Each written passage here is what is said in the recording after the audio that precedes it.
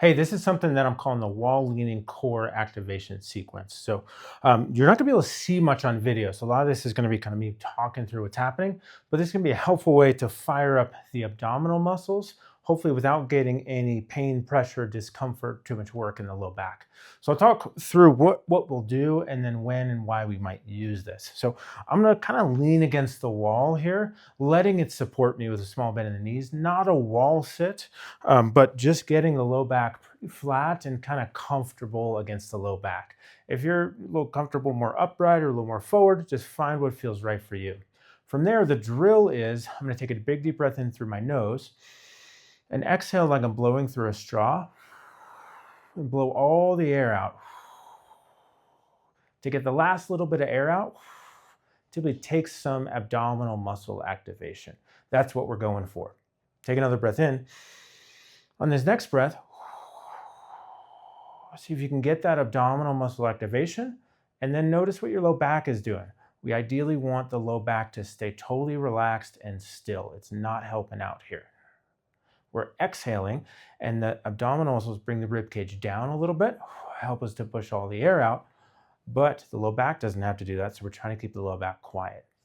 Let it relax. Take another breath in and exhale. If you're still working on keeping the low back calm, then pause there and just practice that. If the low back stayed calm, now we're going to exhale all the way and see if we can keep some of that muscle activation on while still finding a way to breathe in. It's okay if you reduce it, just some light muscle activation, but what we're practicing is being able to engage some of the abdominal and core muscles and still breathe, meaning we can still have some stability through the trunk and torso without holding our breath. Holding our breath is just not a sustainable movement strategy if I have to do something for a long time or if I'm already out of breath. It also can signal to the nervous system that we're unsafe if I'm kind of holding my breath. So I want to be able to exhale all the way, use that to find these muscles, and then still be able to breathe. So that's essentially the drill. We can then make it more complicated. We can kind of take a weight or just reach my arms out. The further I reach my arms out, or if I had a weight out in front of me, that's going to be a little more work on the core. Otherwise, the low back is going to kick in. So that can be a nice way to progress it. I can pass this weight from hand to hand, but the baseline drill starts with leaning against the wall, that exhale all the way, and engaging here. So what's going on in this drill is often with a variety of different things, but often low back pain, is that the lumbar muscles I find they can get overactive or overprotective. That's often helpful after an injury. If I strain my back and I got to continue on with my day or get back to the car or something, muscle tension might help get me there. But that quickly becomes an unproductive strategy. And these muscles can start to tense up all the time with every little task when they have no business or no need to do that. Conversely, the abdominal muscles can sometimes lag behind a little bit or harder to fire, or anytime we kind of squeeze or brace or bear down, the low back muscles tense as well. So I'm not a fan of rigid robotic movement all the time. What I'm going for in this drill is re-educating the brain and the body and these muscles that, hey, I can turn on my own. I don't need the back to do it. And so that's it. And then we might take this into some other core drills where I'm doing a plank or doing a band core press is like a rotational one, any number of core exercises. And I use this as I set up for whatever drill I'm doing.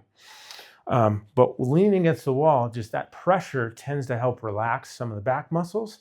It also helps to control where the rib cage is. So when I exhale all the way, that brings the rib cage down. Not always, but often I find that maybe it's societal ideas about posture, the kind of contraction that's protective of these back muscles, but people are a bit flared forward in the rib cage. Often they've been taught something about pelvic tilting, but never what the rib cage is doing. I don't really like to talk about either one in isolation, so I like to just kind of relax the hips, relax the rib cage, and try and find what feels good there. The wall just kind of does that for me. I just kind of get in a relaxed position, and now my hips are roughly pointing straight-ish up, and then as I exhale, I go from maybe a flared position to a position where rib cage and hips are now parallel, and then the core engagement comes from there. And as I stand up, can I find that same core activation and maybe move around a little bit, again, without this turning on? Not bad to be kind of upright with the rib cage tilted a little bit, but if that is a painful position, then I want to learn how to control it. And then if I'm worried about slumping forward, that's really coming from the thoracic spine. So then can I move the thoracic spine without moving my low back? So don't get me wrong, I'm not saying that we got to move robotically all the time, but some core activation for things that are heavy, things that are repetitive, things that maybe were painful in the past is often really, really helpful without the back turning on. And I still want to be able to move kind of fluidly, but where is that movement coming from? What are the muscles that are activating?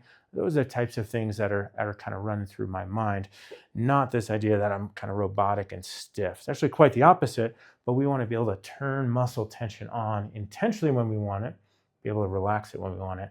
And this can be a really helpful drill to help to find these muscles without the low back kicking in also. So give it a shot. And of course, check with your healthcare provider. If you have back pain, especially nerve pain, numbness, tingling, nausea, any incontinence issues, always seek out help from your local health provider. But this can be actually a helpful drill if it's hard to find the core muscles without the low back kicking in.